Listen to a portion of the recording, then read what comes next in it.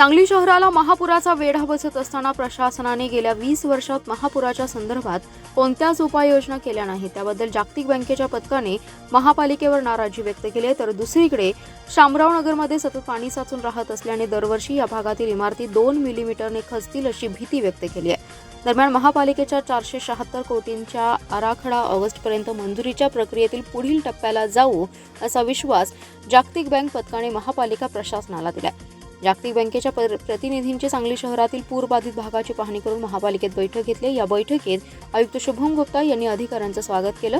यावेळी Gurav and consultant यांनी storm water मॅनेजमेंटने सादरीकरण केलं। जागतिक बँकेचे आपत्ती जोखीम व्यवस्थापन विशेष तज्ज्ञ अनुप कारंत, वरिष्ठ वित्तीय व्यवस्थापन विशेष तज्ज्ञ सविनय ग्रोवर, वरिष्ठ सामाजिक विकास विशेष तज्ज्ञ वरुण सिंग, वरिष्ठ पर्यावरण विशेष तज्ज्ञ नेहा व्यास यांच्या समवेत महापालिकेत बैठक झाली। महापालिकेत क्षेत्रातील पूरबाधित क्षेत्र हरिपूरच्या पूर्वेकडील काळीवाट ते विश्रामबाग ते वांडलेसवाडी कुंभारमळ्यापर्यंतच्या परिसरात कायम साचून राहणारं पाणी, याशिवाय महापालिका क्षेत्रातील विविध 78 ठिकाणी रस्ते सखल भागात साचून राहणारं पावसाचं पाणी त्याचा निचरा होण्यासाठी करावयाच्या उपाययोजनांचं सादरीकरण करण्यात आलंय। महापालिका क्षेत्रातील 11 नाल्यांचं खोलीकरण, रुंदीकरण, पक्के बांधकाम तसेच सर्व छोट्या नाल्यांचं खोलीकरण, रुंदीकरण, त्यावरील अतिक्रमण काढणे, छोटे पूल बांधणे, भोबे टाईप मोठ्या गटारी बांधणे, या गटारीत न येणाऱ्या पाण्याचा उपसा करण्यासाठी शामराव नगरमध्ये 2 ठिकाणी पंपिंग स्टेशन आणि अन्य कामांचा समावेश आहे। या उपाययोजनांवर सविस्तर यावेळी चर्चा झाली आहे। 4 दिवस पावसाने ओढ दिल्यानंतर सोमवारी सांगली शहरात रिमझिम पाऊस झालाय। शिराळा, वाळवा तालुक्यातील अनेक गावात दमदार पाऊस झालाय। शेतात पुरेसी ओल असल्याने पेरण्यांच्या कामांना गती आल्याचं चित्र आहे। पुढील 4 दिवस जिल्ह्यात दमदार पावसाचा अंदाज व्यक्त करण्यात आलाय। मागील आठवड्यात सांगलीसह जिल्ह्याच्या विविध भागात पाऊस झालाय। विशेषतः तासगाव, कवठेमहांकाळ आणि आटपाडी या तालुक्यात जोरदार पाऊस झाला। ओढे नाले यांना पूर आला। दुष्काळी पट्ट्यात दमदार पाऊस झाल्याने शेतकऱ्यांमध्ये समाधानाचं वातावरण राहिले। शुक्रवारपासून पावसाने ओढ दिली होती। सोमवारी सकाळपासून ढगाळ वातावरण राहिलं। सांगली शहरात दुपारपासून रिमझिम पाऊस झालाय। शिराळा, वाळवा तालुक्यातील काही भागात जोराचा पाऊस झाला, तर कवठेमहांकाळ, खानापूर आणि जत तालुक्याला पावसाने हुलकावून दिली आहे। मागील आठवड्यात झालेल्या पावसामुळे जमिनीत पुरेसी ओल असल्याने पेरण्यांना गती आल्याचं चित्र आहे। तर जिल्ह्यात 30 जूनपर्यंत जोरदार पावसाचा अंदाज व्यक्त करण्यात आलाय। आरक्षणाचे जनक लोकराजा राजश्री छत्रपती शाहू महाराज यांची जयंती सांगलीसह संपूर्ण जिल्ह्यात विविध उपक्रमांनी साजरी करण्यात आली आहे। राजश्री छत्रपती शाहू महाराज यांनी सामाजिक न्यायाबाबत केलेलं काम आजही सर्वांसाठी मार्गदर्शक आणि प्रेरणादायी आहे। शासकीय अधिकारी कर्मचारी यांनी यातून प्रेरणा घेऊन शासकीय योजना समाजातील शेवटच्या घटकांपर्यंत पोहोचवाव्यात असं आवाहन जिल्हाधिकारी डॉक्टर राजा दयानिधी यांनी केलं। राजश्री छत्रपती शाहू महाराज जयंती आणि आंतरराष्ट्रीय मादक द्रव्य पदार्थ सेवन विरोधी दिनानिमित्त डॉक्टर बाबासाहेब आंबेडकर सामाजिक न्याय भवन सांगली येथील सभागृहात आयोजित कार्यक्रमात ते बोलत होते। या कार्यक्रमात जिल्हा परिषदेच्या मुख्य कार्यकारी अधिकारी तृप्ती धोडमिसे, पोलीस अधीक्षक संदीप घुगे, जिल्हा जाती प्रमाणपत्र पडताळणी समितीच्या अध्यक्षा नंदिनी आवाडे, समाज कल्याण सहाय्यक आयुक्त जयंत चाचरकर, जिल्हा समाज कल्याण अधिकारी बाळासाहेब कामत, बहुजन कल्याणचे सहाय्यक संचालक अमित गवले आदी जण उपस्थित होते। सांगली महानगरपालिकेत लोकराजा राजश्री छत्रपती शाहू महाराज यांची जयंती साजरी करण्यात आली। उपायुक्त शिल्पा दरेकर यांच्या हस्ते छत्रपती राजश्री शाहू महाराजांच्या प्रतिमेस पुष्पहार अर्पण करत अभिवादन करण्यात आलं। यावेळी सहाय्यक आयुक्त सहदेव कावडे, जनसंपर्क अधिकारी धनंजय हर्षद, प्रशासकीय अधिकारी अशोक मानकापुरे, सहाय्यक आयुक्त सिस्टीम विभाग नकुल जकाते यांच्यासह महापालिकेचे अधिकारी व कर्मचारी उपस्थित होते। महाराष्ट्र राज्य कबड्डी असोसिएशनच्या कार्यकारिणीत जिल्ह्यातून 4 नावे पाठवताना सांगली जिल्हा कबड्डी असोसिएशनची वार्षिक सभा घेऊनच नावे पाठवावीत, परस्पर बोगस संघटनेने नावे पाठवू नये, अन्यथा 29 रोजी जिल्हाधिकारी कार्यालयासमोर उपोषण सुरू करण्याचा इशारा जिल्ह्याचे अर्जुनवीर राजू भावसार, गणेश शेट्टी, अतुल माने आदींनी जिल्हाधिकाऱ्यांना दिले। यावेळी मागण्यांचं निवेदन देखील देण्यात आलं। या निवेदनात म्हटलंय की सांगली जिल्हा कबड्डी असोसिएशनमध्ये कार्यकारिणीवरून सध्या वाद सुरू आहे। जिल्ह्याची कबड्डी कार्यकारिणी अस्तित्वात नाही, पण काही बोगस प्रकार होऊ शकतो। महाराष्ट्र राज्य कबड्डी असोसिएशनच्या कार्यकारिणीत 4 नावे घालण्यात येणार आहेत। दिनांक 30 जूनपर्यंत नावे पाठवायची आहेत। जी नावे पाठवायची आहेत ती जिल्ह्यातील सर्व क्रीडा संस्था, राष्ट्रीय आंतरराष्ट्रीय खेळाडू यांना विचारात घेऊनच पाठवावीत। त्यासाठी जिल्हा कार्यकारिणीची सभा घेणं आवश्यक आहे। काही विद्यमान पदाधिकारी मनमानी करत आहेत. गेल्या अनेक वर्षात ना कार्यकारी मंडळ सभा ना वार्षिक सभा, घटनेप्रमाणे निवडणूक असे कोणतेही कामकाज केलेले नाही. त्यामुळे यापुढे असा कारभार चालणार नाही. जिल्हाधिकाऱ्यांनी यात लक्ष घालणं आवश्यक आहे.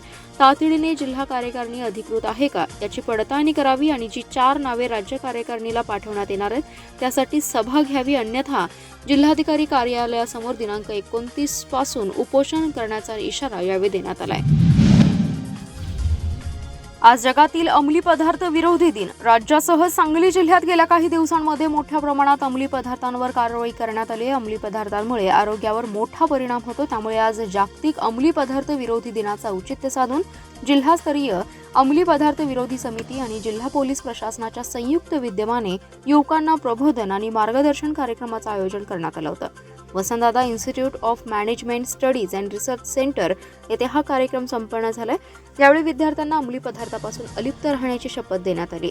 सदर कार्यक्रमासाठी जिल्हाधिकारी राजा दयानिधी, प्रमुख पाहुणे मनोविकार आणि व्यसनमुक्ती तज्ज्ञ प्रकाश कुमार मोरे, पोलीस अधीक्षक संदीप घुगे यांची प्रमुख उपस्थिती होती.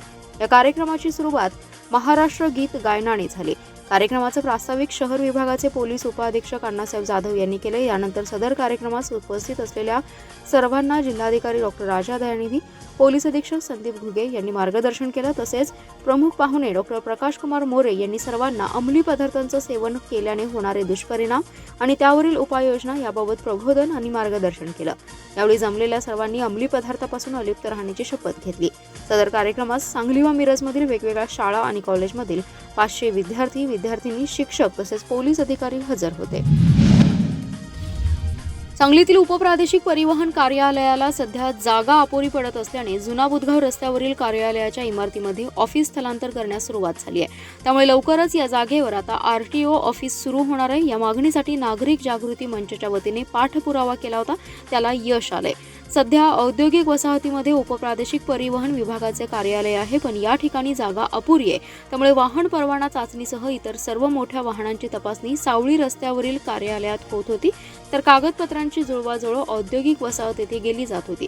त्यामुळे विविध परवान्यासाठी येणाऱ्या नागरिकांची आणि कर्मचाऱ्यांची गैरसोय होत होती. येथील जुना बुधगाव रस्त्यावर आरटीओ विभागाची एक जागा असून या ठिकाणी इमारत देखील आहे. या इमारतीचं नूतनीकरण नुकतंच करण्यात आलंय. त्यामुळे या ठिकाणी आरटीओ ऑफिस स्थलांतर करावे अशी मागणी नागरिक जागृती मंचच्या वतीने करण्यात आली होती.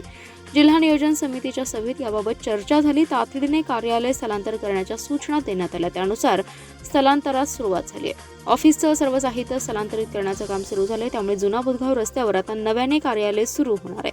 दरम्यान या कार्यालयात आलेल्या नागरिकांना प्रतीक्षा रूम आणि सार्वजनिक शौचालयाबाबत योग्य त्या उपाययोजना कराव्यात अशी मागणी नागरिक जागृती मंचच्या वतीने करण्यात आली आहे. लोकसभा निवडणुकीसह सण उत्सवांमुळे अनेक गुन्हे प्रलंबित राहिले. सर्व प्रलंबित गुन्हे तातडीने मार्गी लागले पाहिजेत. येत्या 31 जूनपर्यंत हे गुन्हे पूर्ण झाले पाहिजेत असे सक्त आदेश पोलीस अधीक्षक संदीप घुगे यांनी आज दिलेत. जिल्ह्यातील सर्व अधिकाऱ्यांची मासिक आढावा बैठक झाली आहे. यावेळी अधीक्षक घुगे यांनी अधिकाऱ्यांना आदेश दिलेत. तसेच नव्या कायद्यांची उजळणीही यावेळी घेण्यात आली आहे. दिवसभर चाललेल्या बैठकीत जिल्ह्यातील सर्व अधिकारी उपस्थित होते. आढावा बैठकीनंतर पोलीस मुख्यालयाच्या परिसरात अधीक्षक घुगे आणि अधिकाऱ्यांच्या हस्ते वृक्षारोपण करण्यात आले. यावेळी बोलताना पोलीस अधीक्षक घुगे म्हणाले, पर्यावरण संवर्धनासाठी पोलीस दलाकडून पुढाकार घेण्यात आला. यंदा जिल्ह्यातील सर्व पोलीस ठाण्यांच्या हद्दीत सुमारे 5000 झाडांचं वृक्षारोपण करण्यात येणार आहे. या मोहिमेत सर्व अधिकाऱ्यांनी सहभाग घेतलाय. पोलीस अधीक्षक संदीप घुगे यांच्या अध्यक्षतेखाली ही बैठक झाली. यात उपअधीक्षक अण्णासाहेब जाधव, मंगेश चव्हाण, सचिन थोरबोले, विपुल पाटील, सुनील साळुंखे, निरीक्षक संजय मोरे, मुकुंद कुलकर्णी, सतीश शिंदे, ईश्वर ओमासे, बयाजीराव कुरळे यांच्यासह जिल्ह्यातील अधिकारी उपस्थित होते. बयाजीराव कुरळे यांच्यासह जिल्ह्यातील अधिकारी उपस्थित होते. जिल्ह्यातील सर्व पोलीस ठाण्यांचा आढावा पोलीस अधीक्षकांनी घेतला. यावेळी प्रामुख्याने प्रत्येक पोलीस ठाण्याच्या प्रलंबित गुन्ह्यांची माहिती घेण्यात आली आहे. त्यावेळी गुन्हे तातडीने मार्गी लावले पाहिजेत अशा सूचना दिल्या. तसेच चोरी, घरफोडीच्या गुन्ह्यांचा विशेष आढावा घेण्यात आलाय. हे गुन्हे रोखण्यासाठी बीट मार्शलसह गस्त सक्षम करण्याच्या सूचना करण्यात आल्या. तसेच लोकसभा निवडणुकीच्या पार्श्वभूमीवर प्रतिबंधात्मक कारवाई अधिक झाल्याने खुनाच्या घटना घटल्याचं यंदा दिसून आले. तसेच प्रामुख्याने दुचाकी चोऱ्या रोखण्यासाठी विशेष खबरदारीच्या सूचना करण्यात आल्या. मिरज तालुक्यातील कौलापूर येथे जमावाच्या मारहाणीत संकेत उर्फ शुभम चन्नाप्पा नरळे या तरुणाचा मृत्यू झाला. या प्रकरणी सांगली ग्रामीण पोलीस ठाण्यात 16 जणांविरोधात खुनाचा गुन्हा दाखल करण्यात आलाय. पोलिसांनी 6 जणांना अटक केली होती. आज त्यांना न्यायालयासमोर हजर केले असता 5 दिवस पोलीस कोठडी सुनावण्यात आली आहे. दरम्यान 10 संशयितांचा पोलीस पथकाकडून शोध सुरू असल्याचे पोलीस निरीक्षक राजेश रामाघरे यांनी सांगितले.